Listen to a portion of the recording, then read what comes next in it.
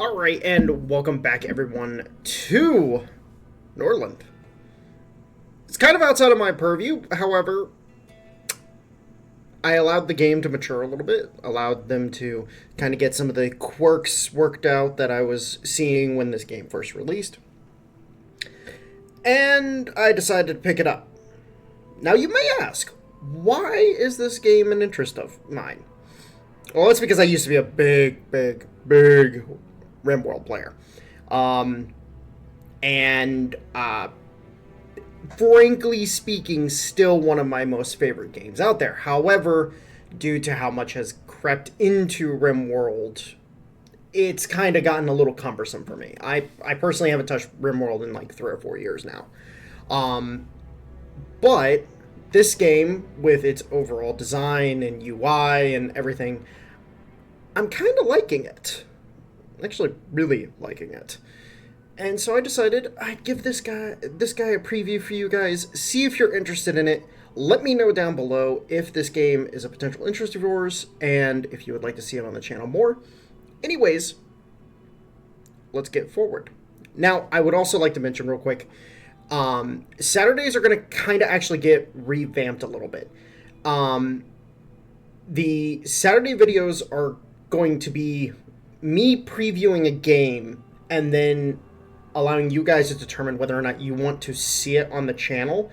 So make sure you guys go and check that out. Across the board, I'm kind of just going to be throwing games out there. This is separate from the co-op videos that I do, where usually it's like a shooter or something like that. Like right now, me and the boys are playing a lot of StarCraft because they got hooked into it hardcore, and they wanted to play that, so I jumped in with that with them. However, the Saturday videos will be more strategy games, as that's what I prefer to play on a normal basis. I am a strategy gamer. All right, so as with RimWorld, we have our different stats here that determine skills. We have our talents. These were referred to as interests or passions, or whatever the term was in RimWorld, and they it determines a disposition towards that thing for the individual. So our goal is we're going to stick with the three brothers and a wife scenario, since we're just trying to get things settled up. Now, we have your different character traits. You get to select two of them. You have to pick a bonus, and then you have to pick a penalty per RimWorld. So we actually want to go ahead and, with our king, we're going to make him attractive for the purposes of this. And then cynical, yeah, that's fine. So the goal with our king, who is our persuasive guy here, is he's going to be focused on talking to people, doing trade, etc., working with other lords as well. So we're actually going to go ahead and is there any way I can kind of spin around his points a little bit?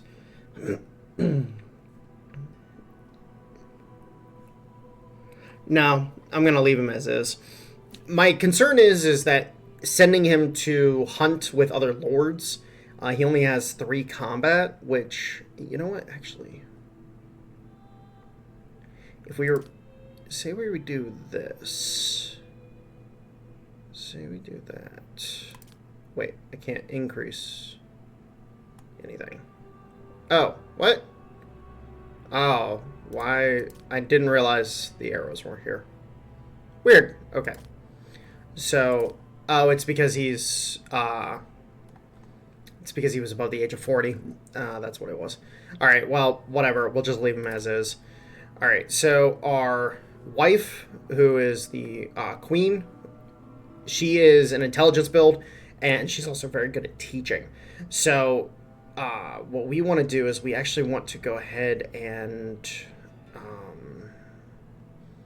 I kind of actually want to leave her like this. We need to get her management skill up, because the goal with her is to turn her into, while she's researching, she can use her intelligence, Otherwise, she can do management stuff and teach management to our children.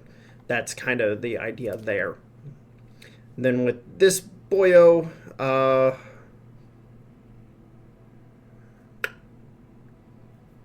he's our manners.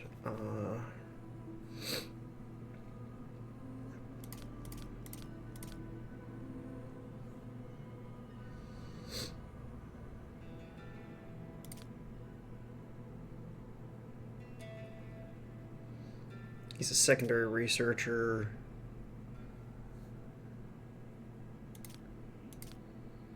So how about we do this? Shift some points around. Yes. I think that would be good. Because we can make him decent at teaching.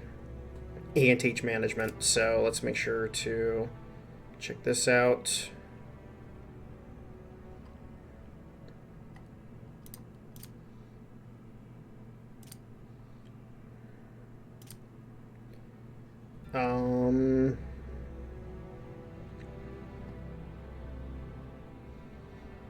Rather take this off of him.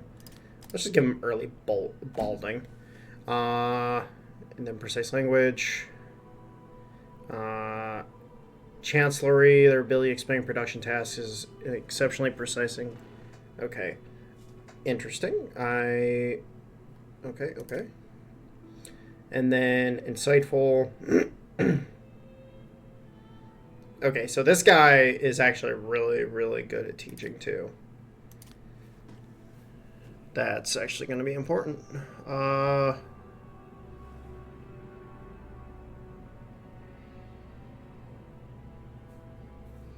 He can actually teach combat stuff, slowly but surely, as well. All right, I think this is what we'll go with. So let's go ahead. Now, when it comes to on the map, it's a set map. You can only utilize what is available on the map. So, of course, you have with our culture, we're Varn, so we can only pick Varn counties to actually sit on. This one over here, one wood, 2 iron, 3 herbs, no grain. So what this determines is that how many spots are going to spawn. What's the abundance of that resource on the map? Just for this one, I think we'll go Silverhaven. I think we'll go Silverhaven just to. That's a dude on fire running. That's pretty funny.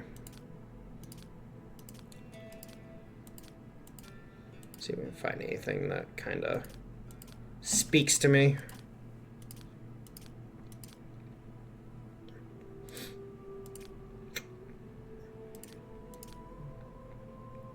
Ooh, I do like that. I do like that. I like that a lot. All right, so we're gonna go with Silverhaven. Our neighbors are Makan. Maka. We got a couple Varns up to the north. Actually, the north is almost completely Varn. Actually, oh, it is. So 1, 2, 3, 4 Varns in this general area. So basically, our culture is predominant in this region. We got a bastion over here. Okay, so we have this bastion, and then we're the predominant ones over here, and then the Maka have some stuff here. Tanaya in this region here, Caden throughout here with some Tanaya on the coast, and a Maka enclave here. Okay, I've never actually looked at the map. I did a small play test just to get a feel for the controls and everything. Unfortunately, I don't know if there's a way to actually convert the culture, because if we could, I would love to just be like, okay, you guys, you're now Varn. And then proceed to just build this massive bulwark against the other cultures. Now, our culture is more peaceful. It's not a combat-oriented culture. The Kaiden, or the Kaiden, are the combat-oriented culture. The Tanaya, if I remember correctly, they're more trade and stuff like that. Or it's either the Varn or the Tanaya. I forget exactly which one. But the Kaiden are the ones that get the massive combat bonuses. So going to war with them, not necessarily a good idea early on. So we have a starting scenario. We can go ahead and look at these. So, you know what? We'll actually just go with the basic one. So, hostage. A member of your noble family has been captured by bandits during a recent raid on your young settlement. Free them as soon as possible. And you got a bunch of different stuff. And you can just play around, or you can choose no scenario. We will play with the scenario just so I can show you guys that that starting condition. You also have different modifiers that you can put into place. And then our difficulty, we're going to just be playing on normal difficulty. Peaceful mode is basically you can't be attacked unless you attack others. That's kind of the deal. So it's a very easy time. And then crises. So this is shortly after the start of the game, the Unholy Horde will appear on the map, a formidable opponent that will burn down all cities in its path. You cannot negotiate with the Horde. You can either defeat it or try to survive for 55 days, after which it will disappear on its own. Unite your neighbors under your rule and make them stronger through trade and defensive alliance, or pray that you won't become the Horde's target. When choosing a starting province, keep in mind that the Unholy Horde appears in the forests to the northwest. So closer you are to that region, the more danger you are in. So that's why, like, up in this region here, this is where the Horde will appear, which basically tells me, like, this right here is like a county that, you know, the church burned down. Just to kind of show this off. So this is I forget what this is called exactly, but this is the seat of the church. This is where the matriarch resides. Your goal is to kind of tell the matriarch to go fuck herself. So, like, that's kind of the goal. Nearly 200 years have passed since the end of the devastating religious war. The empire fell, and its former provinces eventually became barbarian kingdoms. The church managed to revive hope, and peace and prosperity reigned over the ruins of the former civilization. Over time, the influence of the church only grew. But history is cyclical, and power cannot remain in one's hands for long. Wars between kingdoms flare up one after another. Hunger and poverty force people to abandon their homes and seek refuge in neighboring settlements. Can your dynasty unite the kingdoms and halt the advance of the Dark Ages? From this moment on, history is written by you.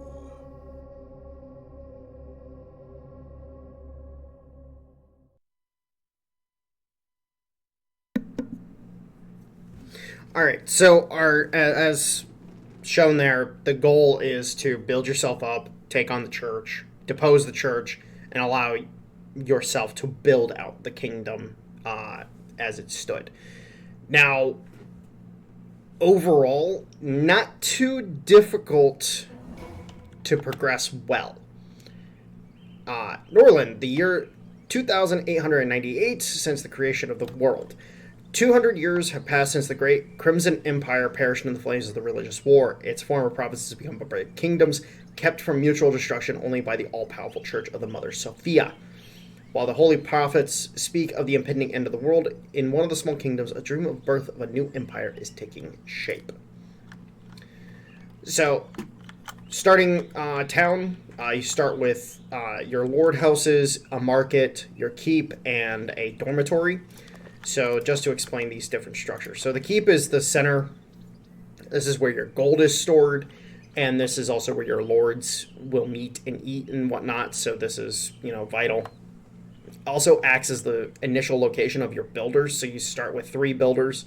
You cannot go above 3 builders, but you can decrease the number of builders.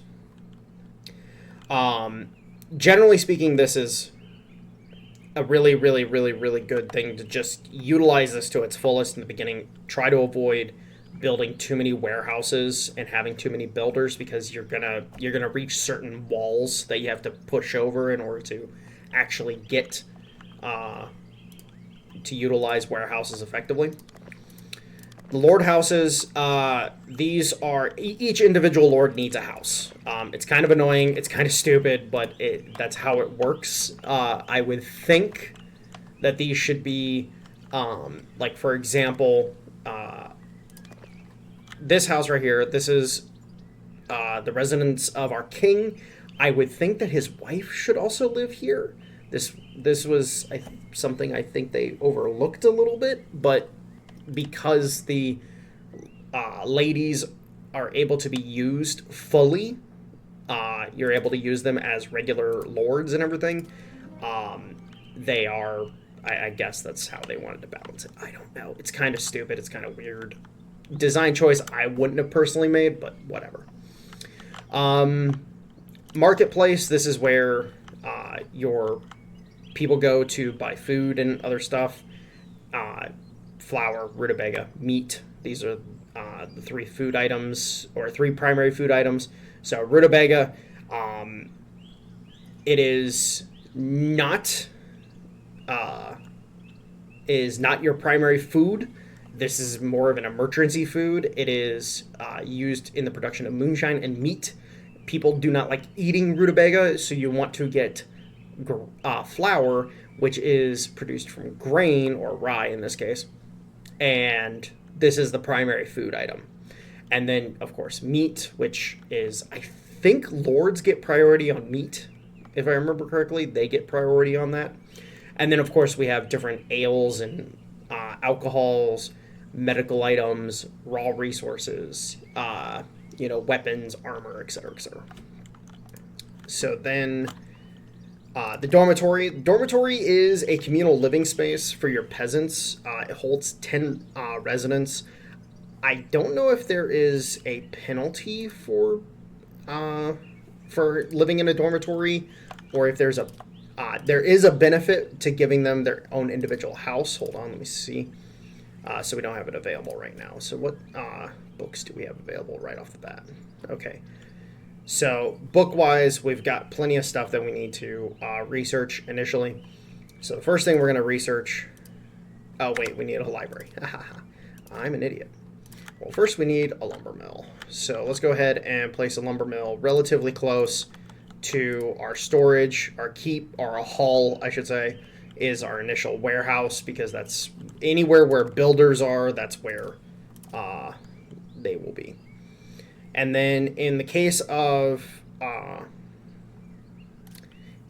managing the builders, you really don't need production bonus. Actually, you know what? Actually, no, I don't want to have the king, because the king is going to be going out and doing things. So if he's not home, then he won't be ordering around the builders. Let's just take a look at the map. The map, you can build fully within this map.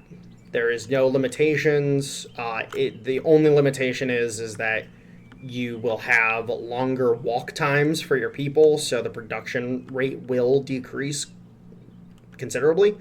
Generally speaking, it's better to place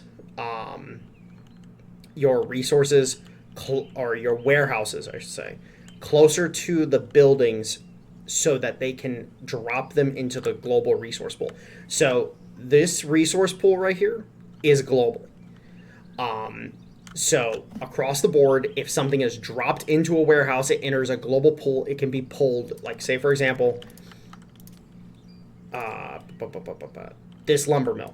This lumber mill, the reason why I want to have it somewhat close to the trees, but also close enough to the hull that it's not a big problem, is because that allows them to drop it into the hull quickly. And then say I have a warehouse over here by this fertile plain right here. I can have the warehouse drop off, or they can grab wood from this warehouse and build quicker. because their resources are going to be in that pool. So the warehouses themselves do not have... It's a very simplified system compared to what RimWorld had. I appreciate it quite a bit because it just makes it easier. So speaking of food, so if we look here, you'll see we have a fertile plain over here, and we have another one down here indicated by these arrows. So if we come over here real quick, as you can see, fertile plain. Now, Rutabaga is kind of neat. Rutabaga starts with a default 60% fertility. It will be 60% fertile anywhere, period, in a story. Now, what this means is the fertility will run out faster. It will have slightly lower production, and the fertility will run out faster on the field, meaning that it needs to be refertilized. This kind of takes away from the production queue and so on and so forth. But it's kind of not a big deal to have this going on. So let's see. Can I potentially squeeze? Okay, so this rock, unfortunately, I don't know if we can terraform. And unfortunately, the problem is that we cannot rotate fields. I don't know why you can't rotate fields. You can rotate most other buildings, but there are certain buildings you can't rotate. It's kind of annoying. So we're going to go ahead and we're just going to kind of get this in here. I don't want to have it below this line.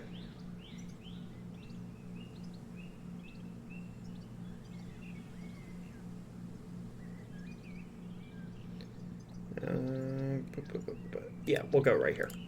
So this rutabaga farm, again, this is an emergency food. We do not want to rely on it, but we do need at least one rutabaga field for the purposes of moonshine. And moonshine is a basic alcohol. The peasants don't mind drinking it nearly as much, but your lords do not want to drink it. So you do not want to risk running out on that. Now, also rutabaga, the peasants themselves can eat it without too many problems. Your lords and warriors, they freaking hate it.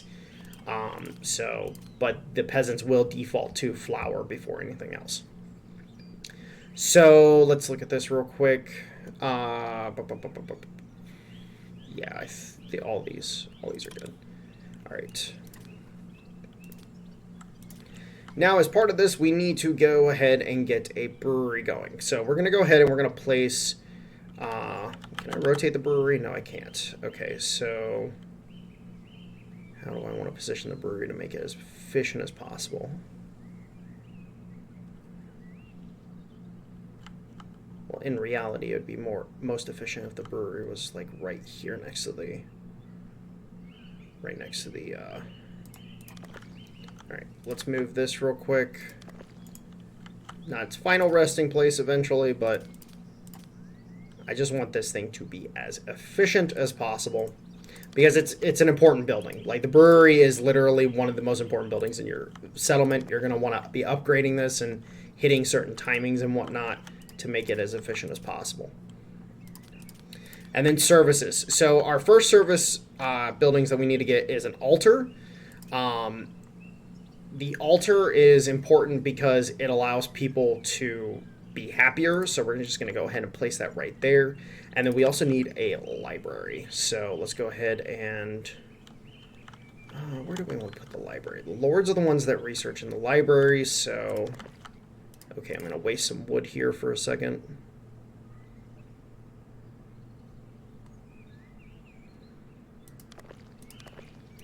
I just want to position the library in a good spot for the lords. That's my whole thing. Make it as efficient as possible for the lords to get over here and research. So we'll place that there. And then we're only going to need the one library. So, and actually, I don't think you can build any more libraries after that. Yeah, you can't build anymore. So there we go. And then eventually we are going to need the tavern. So the tavern... can't rotate this either, which is just annoying. We'll just place the tavern in a somewhat central location here.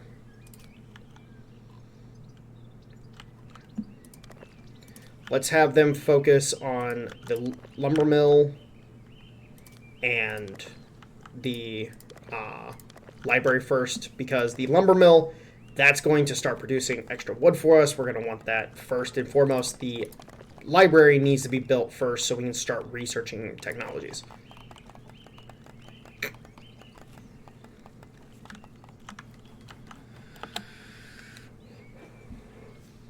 As this is a resource generating building, we want to have our best manager on it as possible to make the most out of it. So, and then as soon as they get this done, we'll be able to queue up our first research as well. Now, initially, we're not going to be able to go and save the queen right off the rip because we are waiting for a trader to come in so we can buy extra weapons. Because if you see here, we have 2 maces. If I am correct, I don't know if the warriors keep weapons on them at all times. I just don't know. But we have the library now, so let's go ahead and research Ryefield. So Ryefield and Mild, this is our first priority because we need to have this as soon as possible. Because we need to get rye production up and a mill up to be able to do what we need to do. Also, let's go ahead and do this. So I don't know if this is going to have a huge effect initially, but we'll see.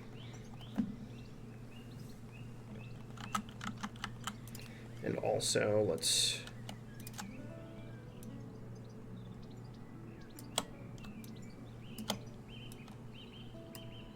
just fill in that area as well. The flooring is more of a just a terraforming. That's seriously all it is. All right, let's get him on there so he can start getting people doing that. We are unfortunately very low on workers.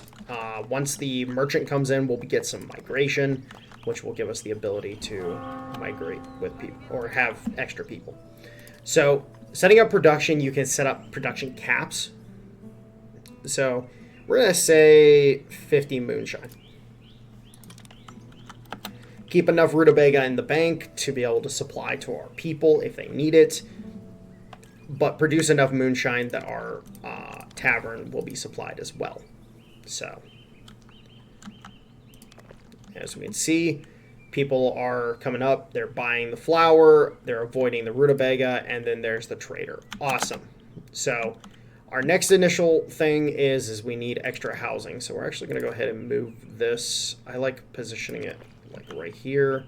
And then we are also going to need to queue up an extra dormitory so that people can, we can avoid having any homeless people. And then we also have our merchant. So let's go ahead and talk to the merchant. So what we need is we need extra weapons primarily. So we're going to go ahead and buy all the maces we can. There's a purpose behind the mace. And we're also...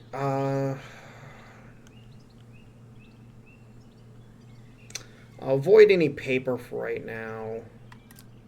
What books do we have? Correct cuttings? Ooh. That's a good one.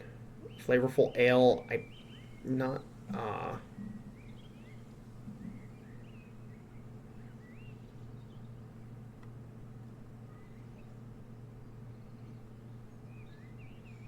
So we need temple. Herbalist, we need alchemy lab with herbalist, so I'm not going to worry about herbalist. Braised rutabaga, though, I'm curious. I'm going to buy it just out of curiosity.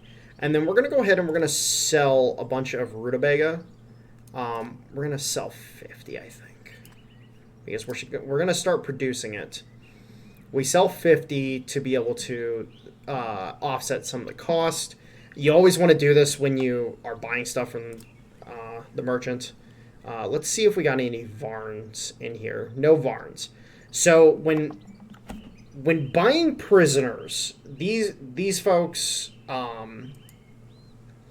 they are their cost is going to be determined, of course, base price of 50, their age, fertility, and doesn't miss loved ones, for example. This is going to raise the price because, like, this person right here would be great to have in the city and then be able to have, to be able to do things with them. And because they're young, they're going to be around for a while. The same thing can be said, the opposite can be said about this one, where she's not going to be around as long. She doesn't miss her loved ones, so, she has the extra price accrued because she's not going to want to desire freedom as much. So let's go ahead and do the trade. I think that's a good bit right there. So we have the people. Let's make sure that gets the manager.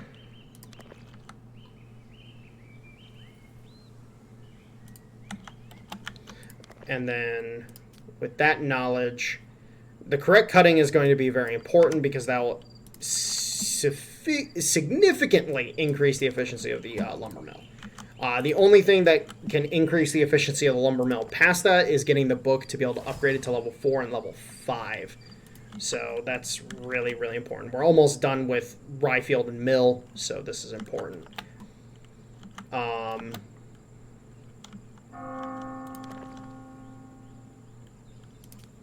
Let's go ahead and move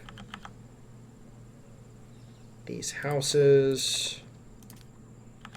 Now you might be noticing, like, I'm running over this. It doesn't seem to matter. I've noticed they phase through the buildings, and or they tend to either phase through the buildings or partially phase through the buildings.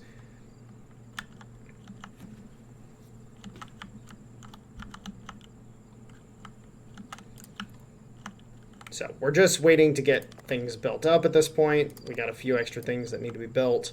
Our people can only build so much over the course of a day, so we have to keep that in consideration.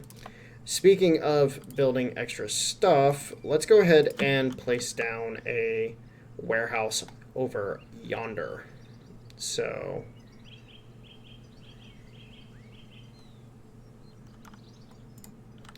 actually, I would... Yeah, let's put that down over here. This is still relatively close to the fields. It's not too far. And it's close, it's far enough that it won't really impede placing fields, which is my concern. Alright, so we're still on day 1.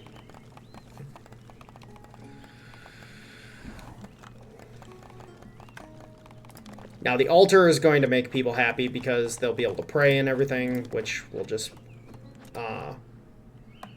make them happier in general. And then we also need to make considerations for diplomacy. So let's look at what people are trading. So diplomacy, it's based off what people are wanting. So, like, for example, these guys want flavorful ale. So this uses herbs and hops for production. These guys want flavorful ale. These guys just want regular ale. So these guys are going to be important because we'll be able to get the ale production sooner. So those are the guys that we want to focus on. They already like us because we're fellow Varns, and we don't have any Varn prisoners. So that's a big boost for us. Now, we can't really pursue the trade until we have ale production up and running, so we need to focus that as quickly as possible. After we have rye fields, we will then move into hop fields and beer.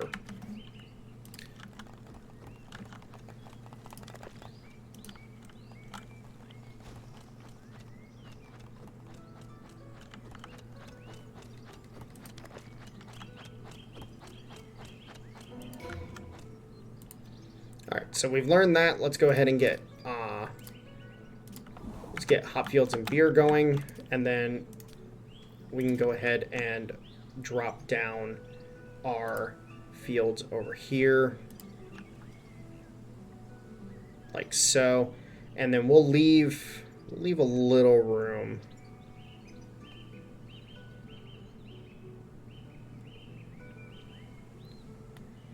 Yeah, I think Now, as you can see, Rye base fertility 40 off of the plane. So let's go ahead. Yeah, let's just go with the 2 for right now. I think the two will suffice our needs for the initial game. So the King's ambitions. Basically, fulfilling one of these ambitions makes everybody happy. That's kind of the gist. Each of these is kind of based on how you want to play. I'm just going to go fertile because there's no... The ambitions will continue and continue and continue and continue. They will always keep going. But right now, our ambition is growing our population. That's what we want to do. So let's go ahead and also place down our mill so that we're literally going to place it right next to the warehouse so our guys can come in here and build as quickly as possible. And then we're also going to go ahead and get this up first so that people can, so when we get some extra people, we can also get some extra builders. Having at least one extra set of builders is always nice, so we want to have that. But we want to make sure our milling is as efficient as possible, and since we want to place a warehouse over here anyways, might as well. And then we'll just set Browski to also run this warehouse. So we have 33% progress towards getting 60 people, and now we also need to consider going out and doing some war fighting. So now that we've gotten ourselves in a pretty good starting position, let's go ahead and do this. And then we're going to go ahead and add everybody to the army. We need 7 weapons. We have plenty of weapons. Add a little extra armor. Boom. All right, so everybody's going to start rallying up, and we're going to go beat the heads in of some damn bandits. Now, we could pay a ransom for her, but we kind of want something special that these bandits have. And what that is they have, you know, they have things that we want.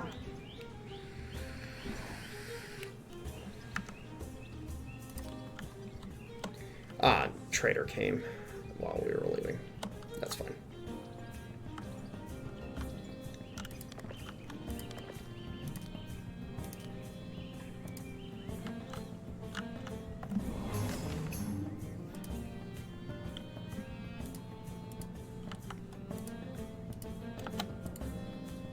No. Alright, so let's go ahead and jump in here. We could have auto-resolved this battle, but that's fine. We're going to just send our guys in, and we're going to clobber people. So these guys are armed with spears. So technically, the spear is better than our maces. However, there's a reason why we want the maces.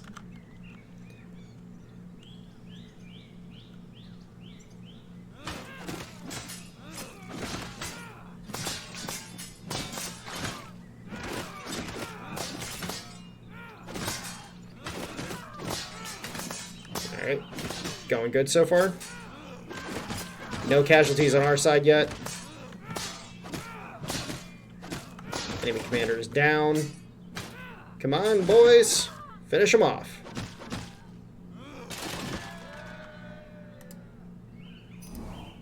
Alright, so, one of them escaped. We killed 3, and we managed to capture 2. And that's why we wanted the maces. Maces provide a higher chance, a higher likelihood of capturing people when you knock them. So we want prisoners, because prisoners equals the ability to have extra workers. I love it. I love it.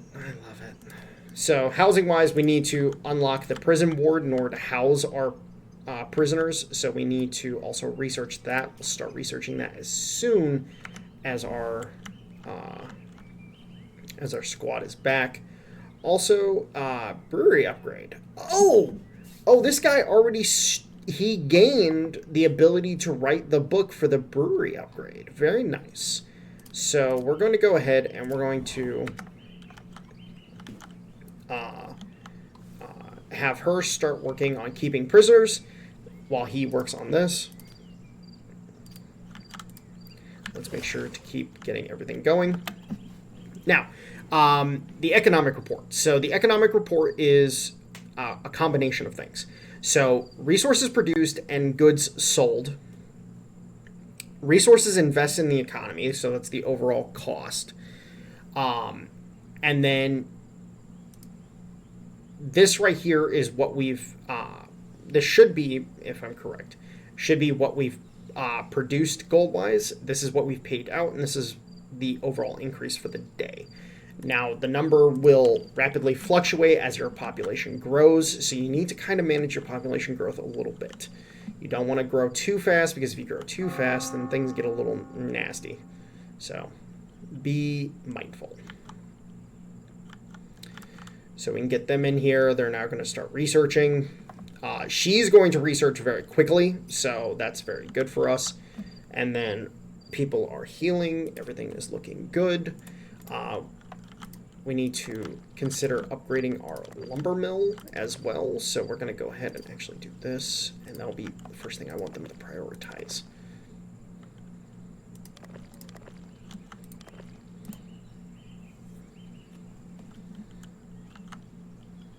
See, she's already got it up to 36%. Yeah, this guy, not very useful to us. So these are traveling lords. These are free lords. They can be hired for the cost of holy rings. Actually, speaking of holy rings, we'll wait until her. Actually, you know what? We'll toss her some rings now, just to give her a little boost, because this will just help a lot. So, huge increase to loyalty and mood, and now we're looking pretty good. His loyalty is relatively low. His loyalty is good, so his loyalty we're fine on. With our two groups of builders, it means that we're going to be able to build twice as fast. Now we can have two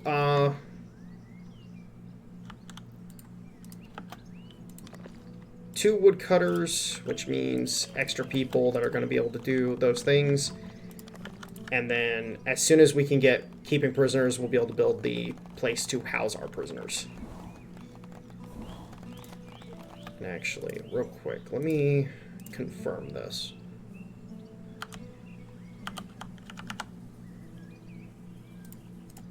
Can I place...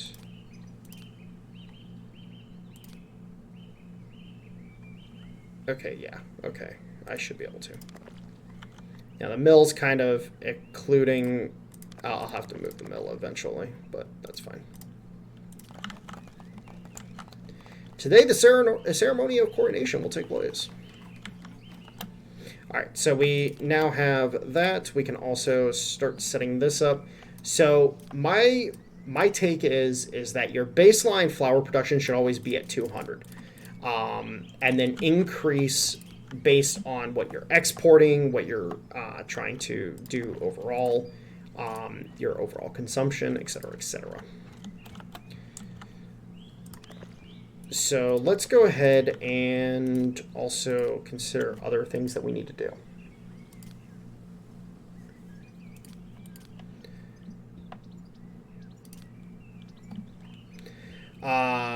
Okay, so we're going to need mines sooner rather than later.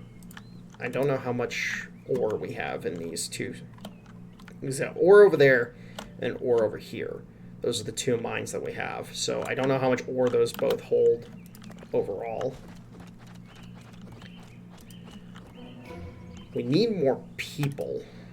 Like that's our main thing right now, is we need more people overall. So we're going to go ahead and we're going to learn mines as soon as possible. And then we're also going to lay down the prison ward next to the barracks. And we'll also, before I forget, we need to set this up. So this is the these are patrol banners. So what these do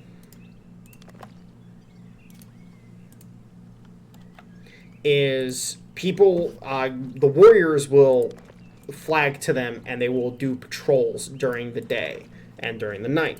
It's important that we utilize these to protect ourselves from bandits and from wild animals and whatnot, so we always want to make sure we have those. So we're definitely lacking workers. That's our number one lacking thing that we have is workers. We need more workers. All right, and then as soon as he's done with hop field and beer, we're gonna go ahead and get correct cutting as soon as possible as well.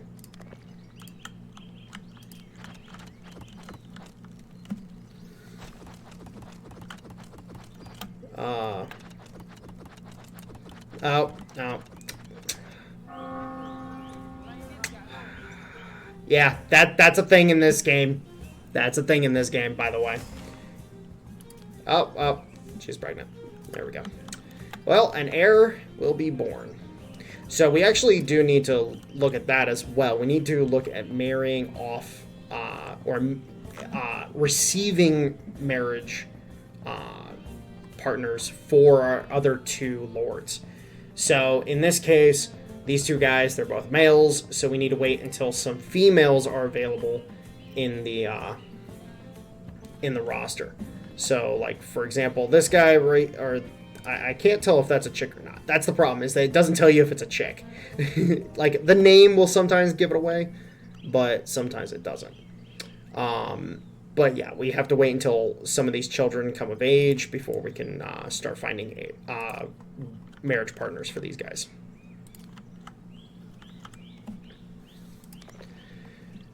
So our badass here, this is the efficiency aspect. All right, so they're doing the coronation.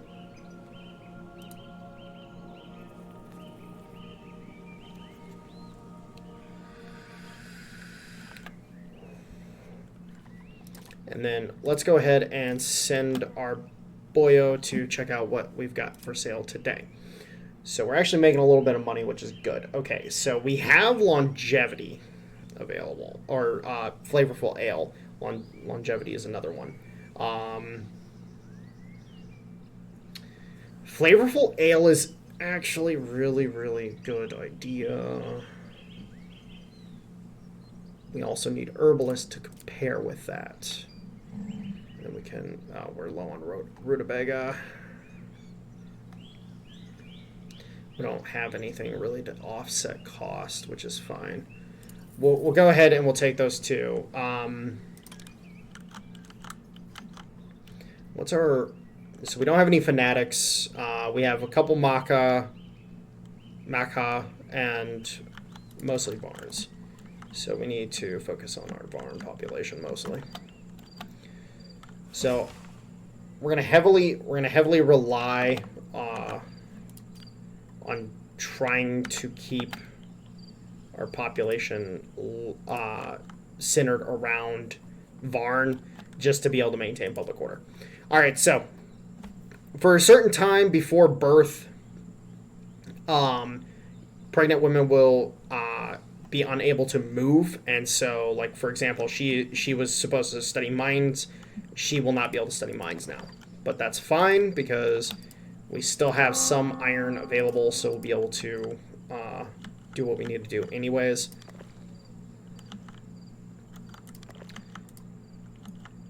And then the rutabaga farm. We might have to set up a couple extra ones off the fertile plains, but that's fine. We can work with that. Kind of wish I could terraform a little bit.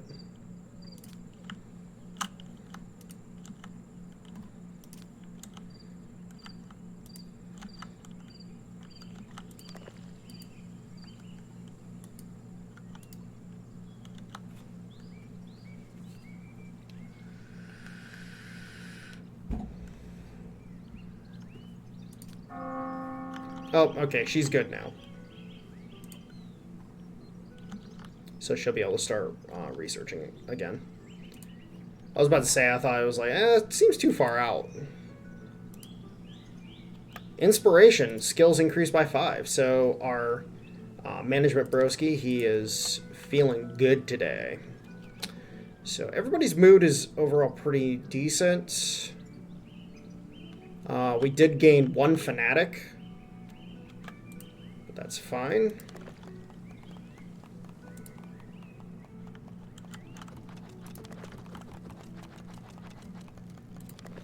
Alright, so today this field's harvesting, tomorrow this field is harvesting, and this field is harvesting. Cool. Alright, so we have this. Let's go ahead and get that researching. Actually, let's get a bunch of people researching stuff right now. Let's really focus on this.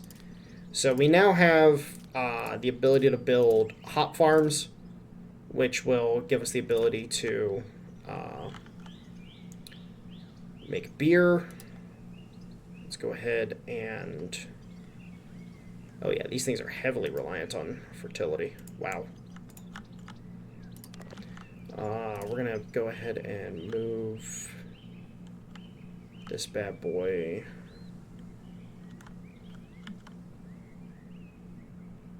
Yeah, there's nothing...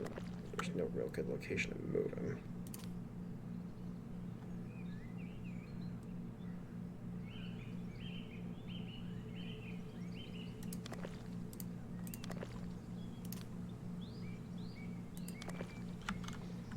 Move him up there. Then let's... Oh yeah, 30% fertility. Just throw an extra rutabaga farm in here. So that will be our setup for right now.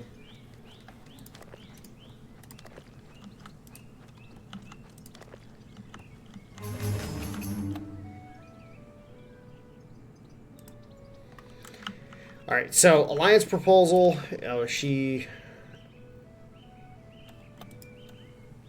just sleeping extra today. All right, so what do we got going on here? So our neighbors are wanting to do alliance things. They're wanting to do this, that, or the other. I don't necessarily want to do most of this stuff. So we're going to go ahead and do this. And then we have ask for assistance. I am not going to do it simply from the perspective of this guy. Even though I don't, me and him don't have a bad relationship. Like, I have a bad relationship with this guy. But I also don't want to piss off the matriarch. And by assisting this guy, it can piss off the matriarch. So I don't want to do that. Now, what I also want to do is I want to go ahead and I want to go do a hunt with this guy. Because we're gonna get set to start producing beer here soon. So we want to get prepped in time for that. Now, we're also really needing to continue upgrading this. Since we have the technology for it, we're going to use it. We also need the guy to produce a book. Oh, there's a couple books that he can produce. Wow. He has unlocked 2 techs so far for us.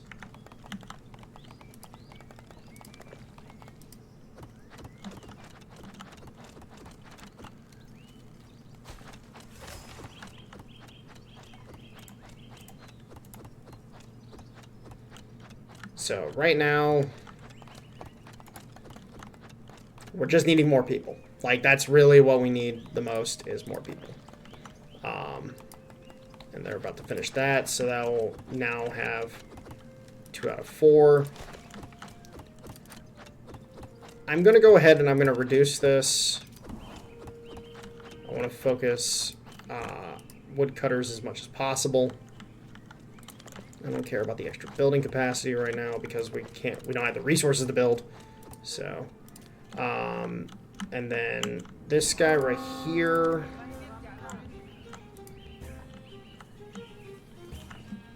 All right, cool. So we've gotten 4 more migrants. The prison is starving, sir. I don't understand how they're starving. We have rutabaga for them. All right, so we have 4 people that are homeless right now. Let's go ahead and do another dormitory like such. It's not a big deal if they're homeless for a day or two, so we're not gonna worry about it immediately. And then we now have the ability to build mines. So let's go ahead and get one mine down. Knowledge, flavorful ale. Go ahead and learn this next. It's not a big deal if she doesn't research very quickly because at this point in time she is about halfway through her pregnancy. We're not too concerned about her stalling on flavorful ale because our concern is regular beer. Once we get beer production up and running, that's when we're going to be happy. So our friend here has become friendly with us. That's good.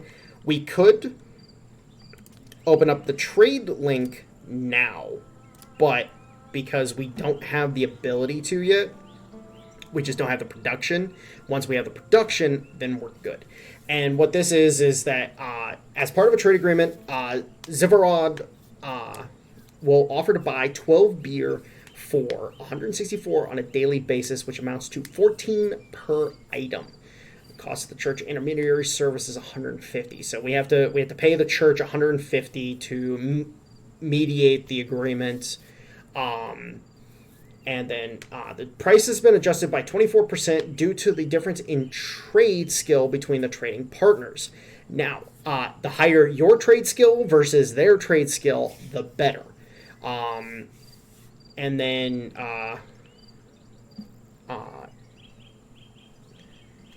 now, in this case, if we're able to raise his opinion of us more, then we'll be able to also get him to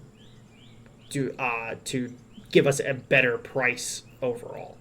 Now, we also can eventually work towards getting this guy into an alliance with us, or making him a vassal, etc., etc. We can eventually work towards those things. But for now, we're going to go ahead and we're going to wait. We have to wait 24 hours for the ability to do anything next.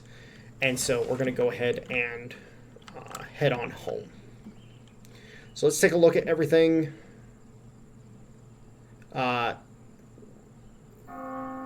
Really? Really, you two? Woman. Woman. Woman. Thank God he wasn't home. Thank freaking God. The cheating bitch. Wow. Oh, man. Apparently, I need to get this guy married. Hey, your kids need to come of age. Just saying. Y'all's daughters need to come of age. So our goal right now is getting, well, we definitely need to get our moonshine production up and running. We need to increase the number of brewers we have. So we need to work on that. We still are lacking copious amounts of wood. But we do have 4 workers on the lumber mill. These guys are going to be harvesting a lot quicker because there's 4 of them. Also, once we're able to get correct cutting unlocked, this will double the amount of wood we're getting from a source of wood. The new empire. Civilization appears gradually. The process can last for centuries, and ordinary citizens don't notice anything until the very end. But a ruler knowledgeable in history must understand that only by uniting warring kingdoms can he prevent the onset of dark ages. Norland is now at a crossroads. The church has been long unable to cope with the variety challenges its people face. Frequent wars, famine, and disease have become commonplace. Technologies and knowledge are not yet lost, but if nothing is done, they will soon disappear, and with them, civilization will vanish. There is always hope, but for that you must unite 12 Norland provinces under your control, either as a king of a vassal state or as the leader of an alliance of free cities. Proclaim yourself the new emperor and challenge the church's inquisition. So yeah, the goal here is to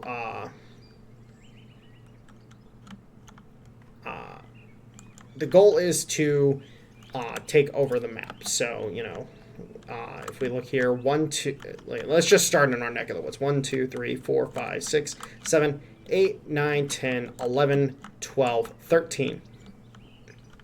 So to have enough provinces to challenge the matriarch, we would have to take all of this, bare minimum.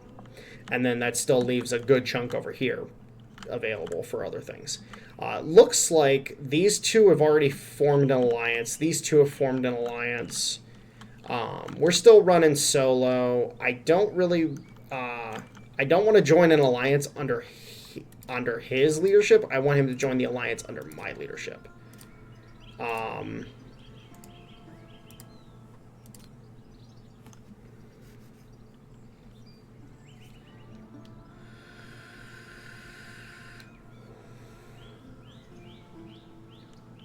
Actually, you know what? Let's join it. Let's just join it. That will increase the value of the beer that we sell him. So, you know what? We might as well.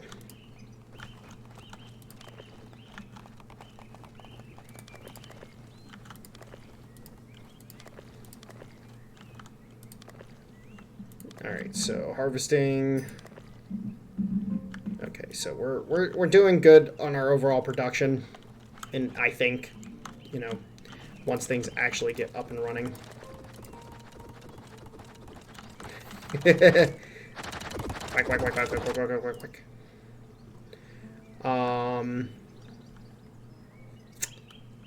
You're a prisoner. Your housing is here.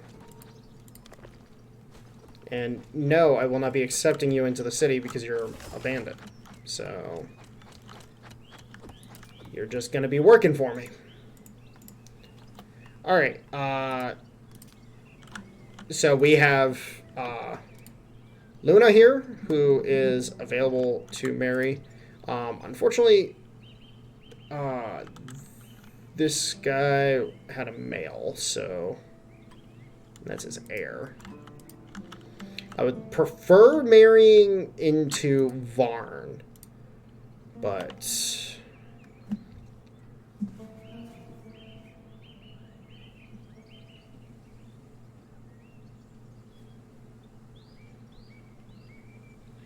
she is a manager.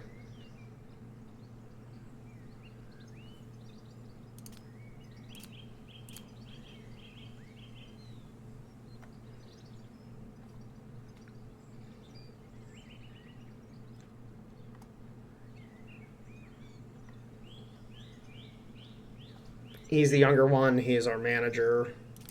We'll do him.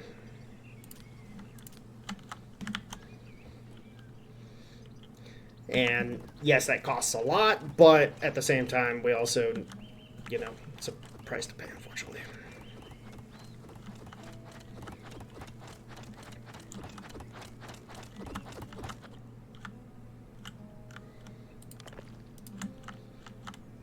Need more lumber.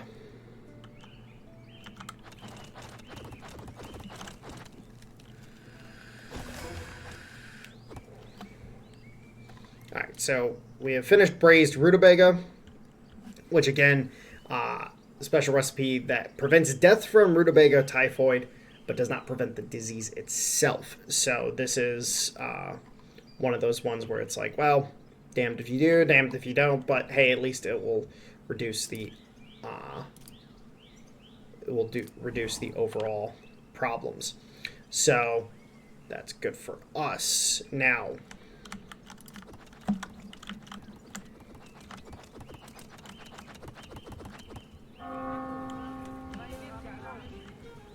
trader has arrived. Dear Dobodar, I'm glad we were able to establish an alliance between our cities. We are individually in need of each other's support. Long gone are the times when neighbors lived in peace and harmony. Signed, King Zipperod. You've entered into a contract with King Zipperod and now part of this alliance of free cities. This means the noble houses promise to help each other if either side city is attacked by another noble house. The treaty does not apply to the defensive villages or bandit attacks. So if somebody is raiding one of my villages, it doesn't apply. They have to be raiding the city proper. All members pledge to send their warriors to the rescue if someone in the alliance requests aid. Provinces' membership in the alliance will be revoked if their relationship with the leader drops below -25. Warfare, dark deeds, and intrigue between allies are also precluded. Alliance members can enter into trade contracts without restrictions, and the market demand increases. Members of the city alliance cannot have vassals. The aggressive actions toward other kings, if not part of the alliance, are restricted by the requirement of neutrality. So we can't go after anybody, but that's fine. We're using this as a way to. So if we look at this, now it's.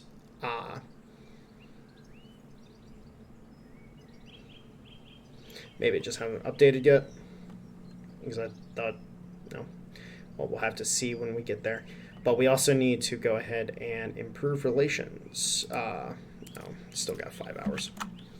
That's fine. That's fine.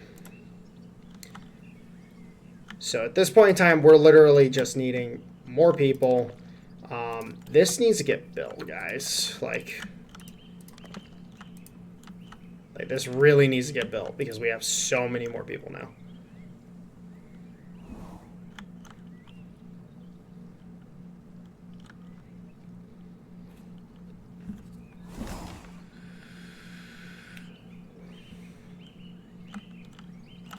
All right.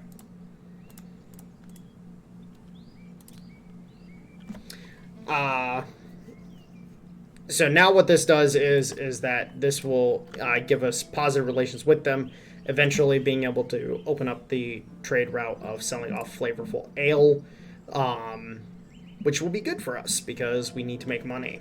We need to make a lot of money. Also have some bandits in this territory we can go attack eventually as well. So here we've got... she is not in a good mood. Loyalty is very low. We also need to build her a house. So let's go ahead and build a house for her. All right. So homelessness, that's her main problem, loyalty-wise.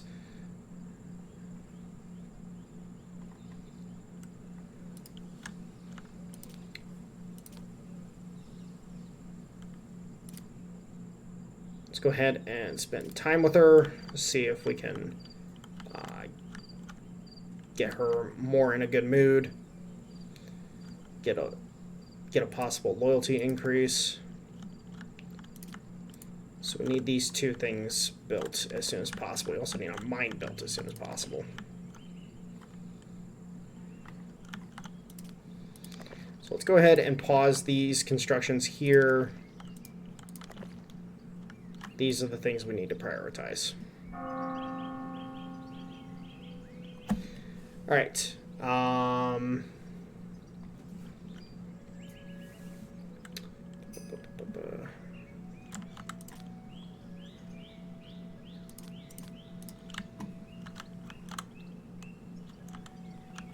So we have 4 unemployed.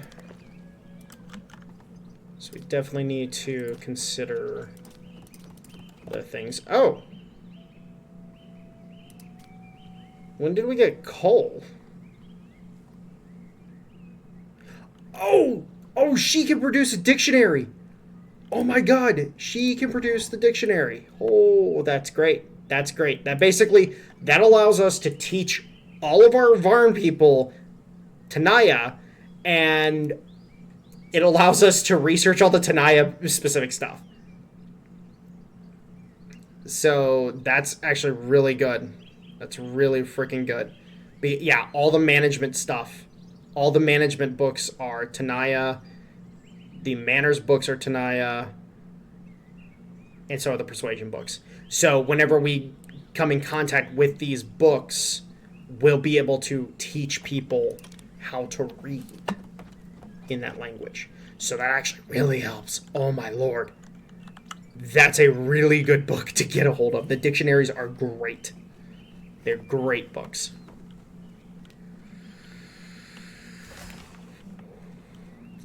That makes me very happy.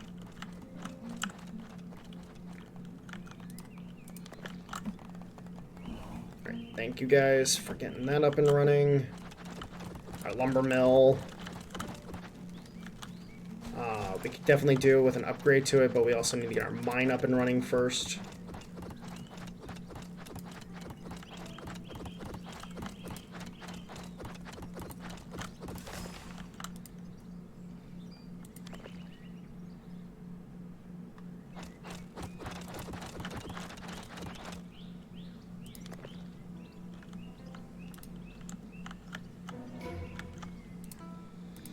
Alright, so we have officially learned the temple, so let's go ahead and learn herbalist next. Oh, she gave us coal, the coal furnace. And now what we need to do is we need to get prepped to receive the bishop. So as long as the church considers your city too small to send a bishop, the matriarch remains unaware of your internal affairs. Factors influencing the matriarch's relationship with your king. So right now we have a positive relationship, but however, if we grow too much more, they're going to send a bishop to our city, and we're going to have to build a temple. Otherwise, we're going to have relatively poor relations with said bishop. So we need to get a temple up and running relatively soon. But we also need iron in order to do so, so we need the lumber camp doing its thing. I'm actually going to go ahead and I think I'm going to queue up a second lumber camp down here in the south. Beginning of relationship with the loving family. Matriarch of the Church of Mother Sophia sends you a bishop who will help guide your settlement on the true path. Relationships begin when a bishop arrives in your city, population over 40. So, we haven't gotten over 40 yet, but we're getting there. Oh, wait. No, we did get there. Yes, we just got there. The availability of various goods from the Holy Caravan depends on the matriarch's attitude towards you. If the relations are unfriendly and fall below 0, the assortment available at the caravan will decrease, and if they fall below -25, they will stop coming to the city altogether. While the matriarch remains neutral, she will warn you about pending disasters that she learns about from her predictors. With friendly relationships above 25, you can request a blessing from the bishop, and available goods will expand. The matriarch will send the Inquisition to your city if relations below -100. Various factors influence relationships, and you can check them by hovering your mouse over the Saint Sophia cross icon in the upper left corner. So, here you go. The number of fanatics in our city. So they want more fanatics in your city, whereas we want less fanatics. We want loyalists. So we need more loyalists within our city. They want us to have more fanatics within our city. So we need to avoid having that. So what we're going to do is we're going to go ahead and spend time, and we're going to go ahead and spend some time with the bishop, try to raise our overall opinion with the bishop, just because we want to make sure that the bishop himself remains copacetic.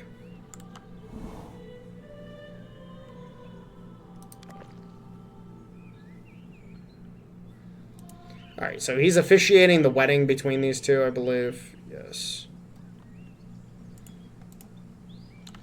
Yeah, so he just officiated the wedding between the two.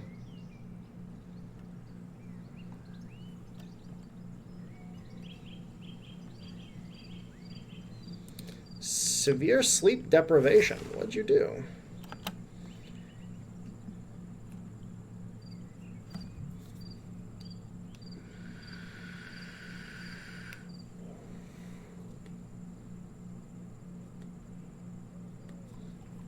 So you have to balance between two things.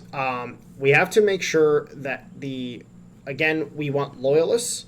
So happy peasants, warriors, and lords can develop a deep love for the king and become loyalists.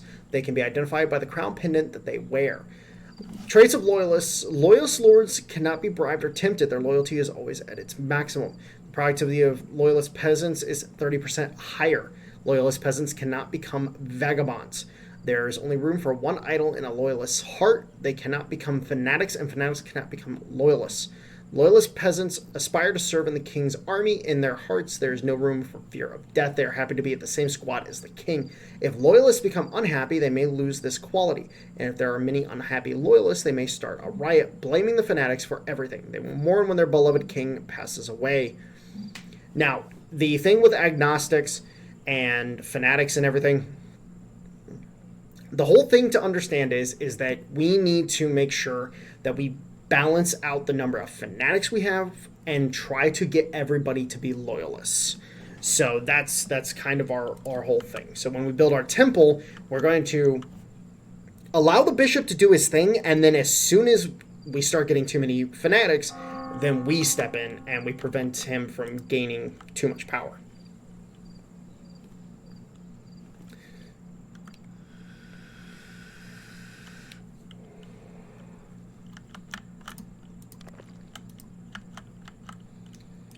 So,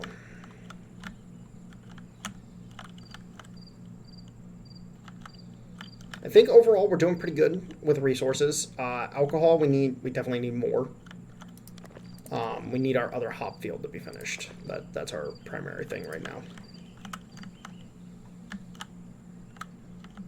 But we also need our other lumber mills so that we can increase the number of lumberjacks that we have. We can also finish upgrading this, but we need 5 more iron for that. So overall, so he has a positive opinion of us.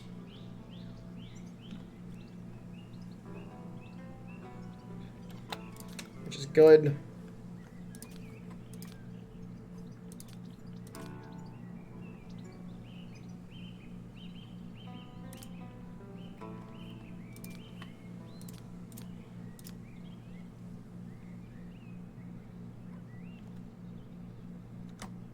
Okay, so they've already interacted. We have another Varn here as well, which is good.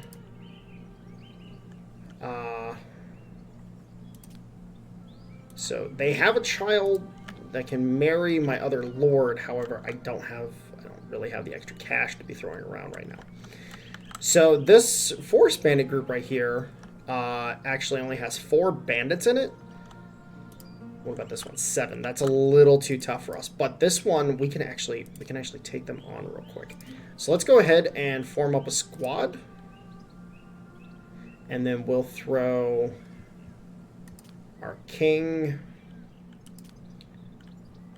like so. And then we'll throw in all of our warriors. We just want mazes. We're going for maximum prisoner count. So we need these guys to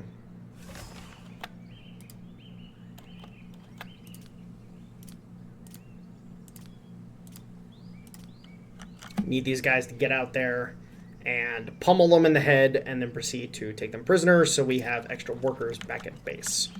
Because our extra workers are going to be very important.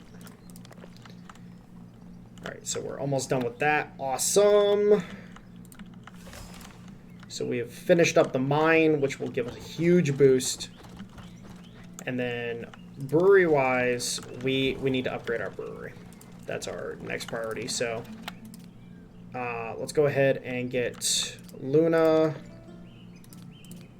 We'll start having Luna take over some of this stuff. So 1, 2, 3, 4, 5, 6, 7. Okay, so 7, and then, okay, cool. So this will be Borderverse area to operate in.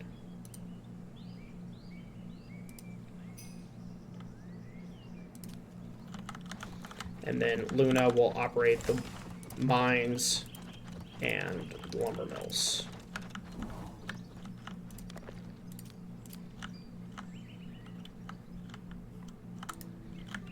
Alright, so we got the extra lumber mill up and running now.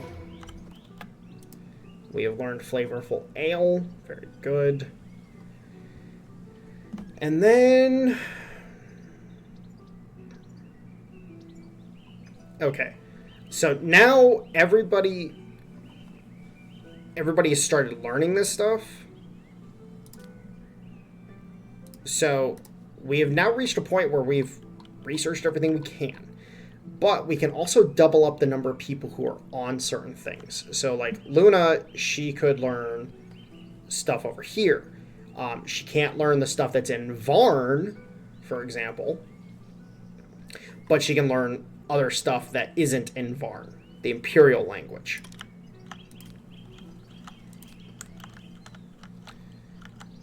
So we're just waiting for these guys to arrive up here. By taking out these bandits, we have the potential to get some prisoners. We have the potential to get some... we have 100 money that we can get. It's good to take out bandit camps.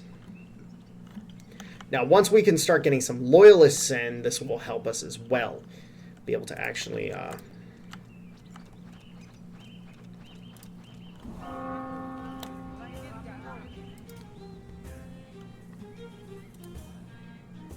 So, flavorful ale.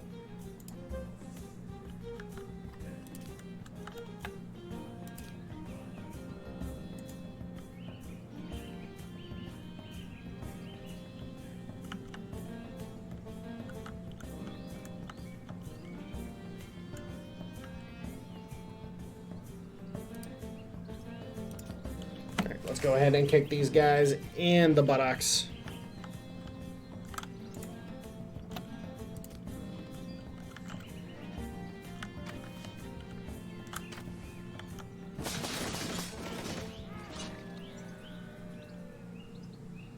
Nice. And we captured 3 of them. Nice. So, the king of this region, he likes us more. The relationship with the bishop increases. Thus, we're able to get some bonuses from there. Now we have the higher bonuses for the trader. And then we get the loot and, of course, the prisoners, which the prisoners are what we wanted.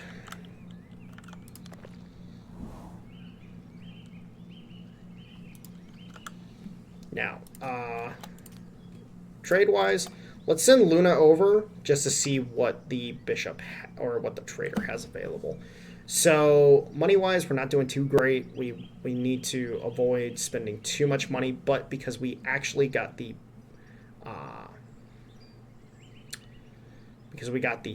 relationship, we're actually able to start buying light armor and shields. These are really important. We're not going to buy them with her, though, because her trade's so low. But, you know, he's got some stuff that we definitely want. So, all right.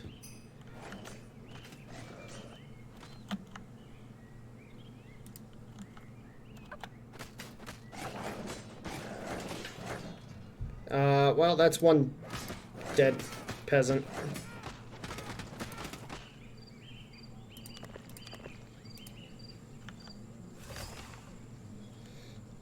Oh, we lost a peasant. Whoopsie. Yeah, that's what happens when we bring all the troops out. We didn't have any guards available. Lord is in depression. What's going on?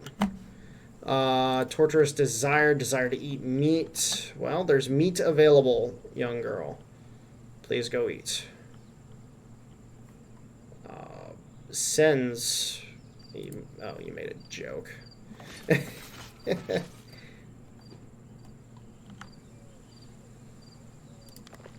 What the bloody hell is happening? Oh, what? One of our people turned into... Okay. Hold on. What is going on? Oh, everybody wants temples. Okay, well, we need to start working towards building a temple then. Everybody wants a temple.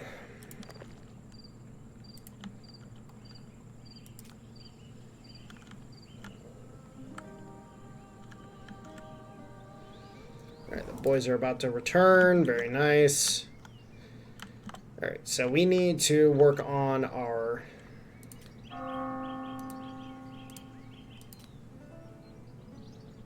Can I tell her to go eat meat? Like, is there a way for me to do this?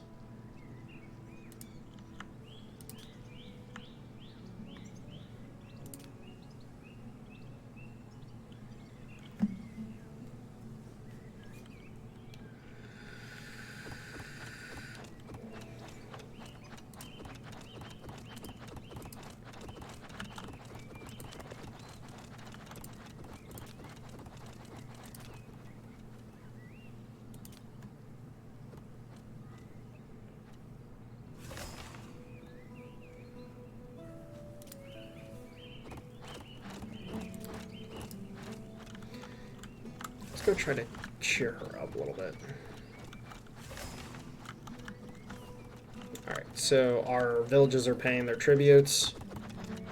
What we really need right now is... we need the iron. We need the iron to come in. So, at this point in time, we're kind of... this is the first wall. We've reached the point where, okay... we don't have the surplus available to truly grow rapidly, and now we need to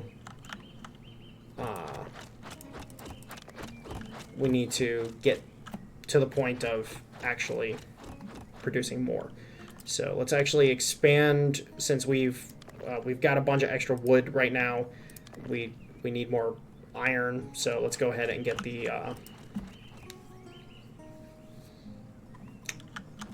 mine upgraded so that we can get an extra worker in there, because we have extra workers just floating right now. Vagabond,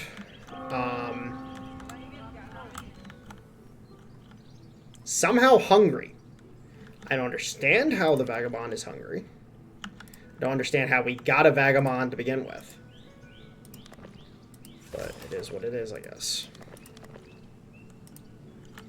Alright, so we did get another trader, which is good. And there's the herbalist. Okay, so we got the herbalist. We need paper now, so we can produce some of these books. So let's see if we can get some extra paper. Paper is expensive.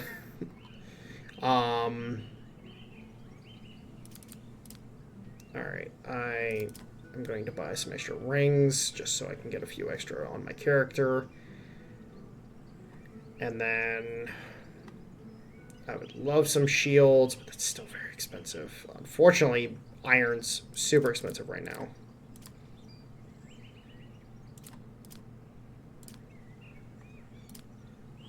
It's 3 paper per book. Yeah. Alright, we'll go like that for right now. Unfortunately, actually, you've switched. So you now want moonshine. You still want beer, which I need to get.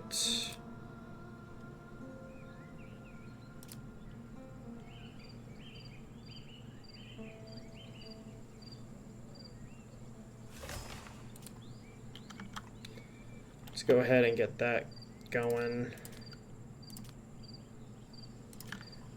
And then, yeah, we just need to focus on getting the iron production up and running so we can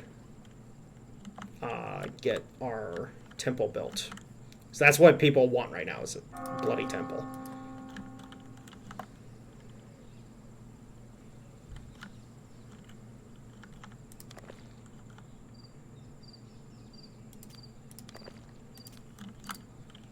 Also need to queue this stuff up just to get it done.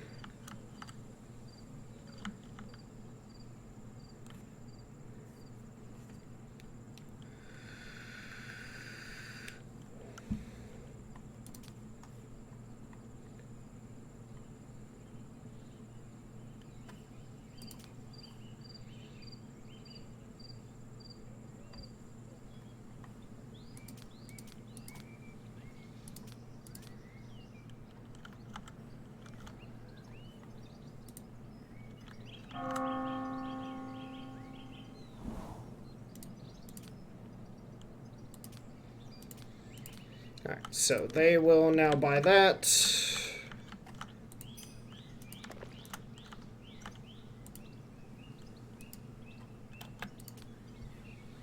Strong desire within themselves.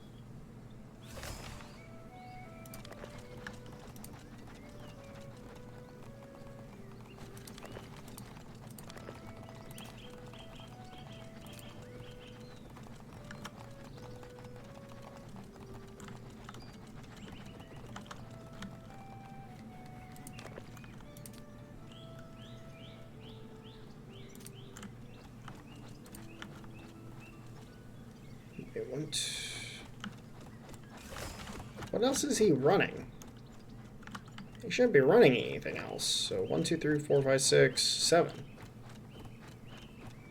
Why is it saying he's managing more than that? I don't get it. Alright, let's go ahead and...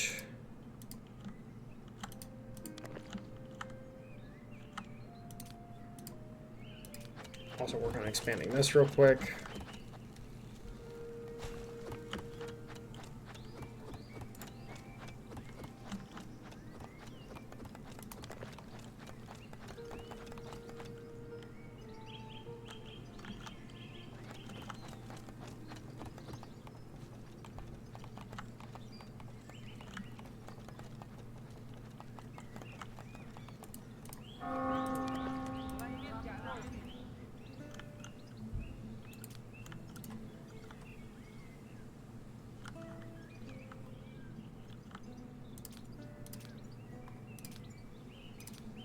And then temple. Go ahead and line the temple up with the keep. Boom. There we go. Alright, so the goal is at this point in time to stabilize, get the people in that we need to be able to continue producing.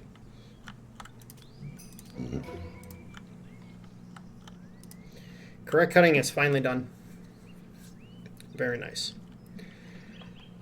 And then we need to produce books. Let's go ahead and have him write this.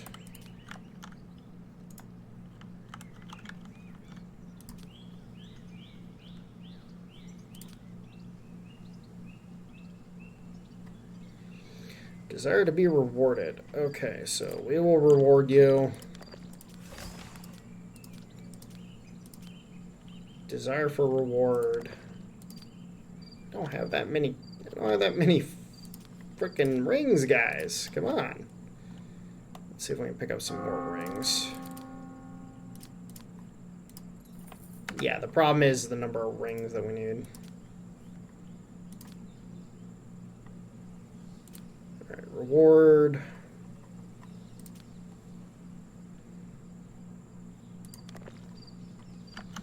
Alright, cool. And then let's go ahead and spend some time with the bishop if we can.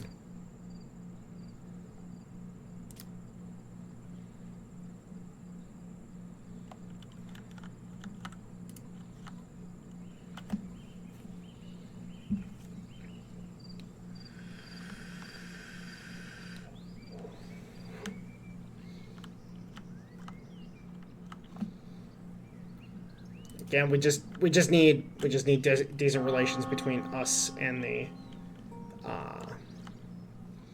bishops. Technically speaking, I need to build a lord's house for him. Cutthroats are the most dangerous and highly armed criminals. Steal gold rings and books, as well as kidnapping lords themselves. Cutthroats may Perform other actions for unfriendly neighbors. Ordinary vagabonds develop into cutthroats over time or as a result of observing executions. They do not differ in their appearance from regular vagabonds. They are armed with daggers, which they can make themselves. Unlike vagabonds, cutthroats can attack lords in addition to peasants. Cutthroats in your province might be bribed by unfriendly neighbors to carry out nefarious acts against your noble family. Do not forget to protect your lord. Patrol. Okay. So we're actually going to go ahead and... so we have a vagabond and a cutthroat now. So we need to...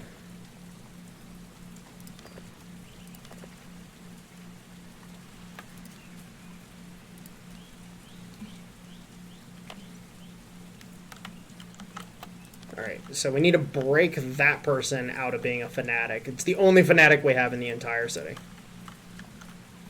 And then we're also going to go ahead and place another night patrol and day patrol.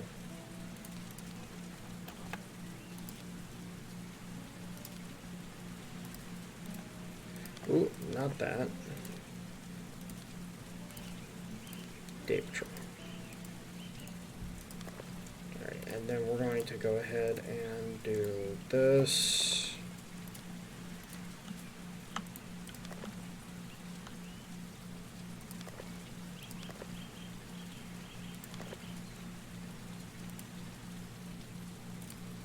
I'm going to reduce it to 2 guards per.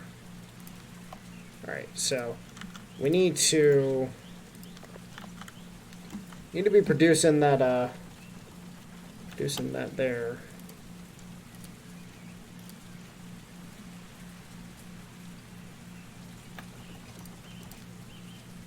Let's go ahead. Oh, I forgot to queue up beer.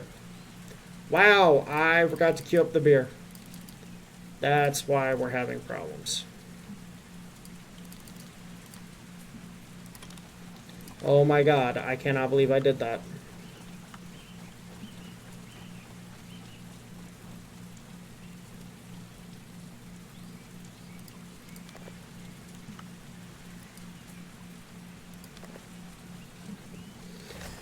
Oh, that was a big oof.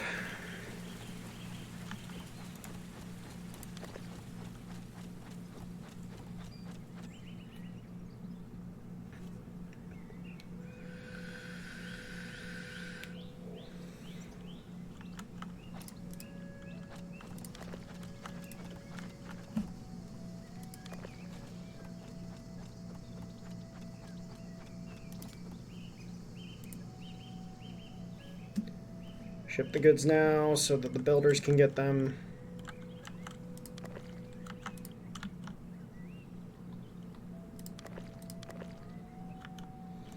Now we're producing beer.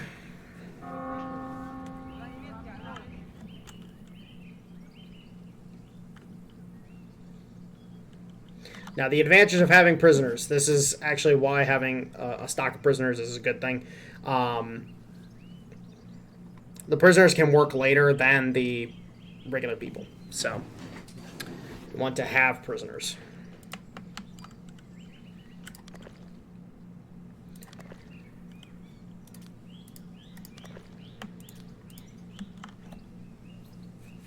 So, we're also going to queue up another brewer.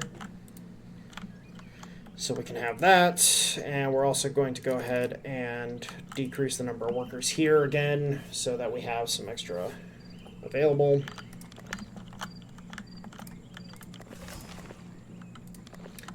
I think our production is going to very much keep up with everything. We're slowly getting our economic situation improved. Oh, and we also need to get another dormitory going.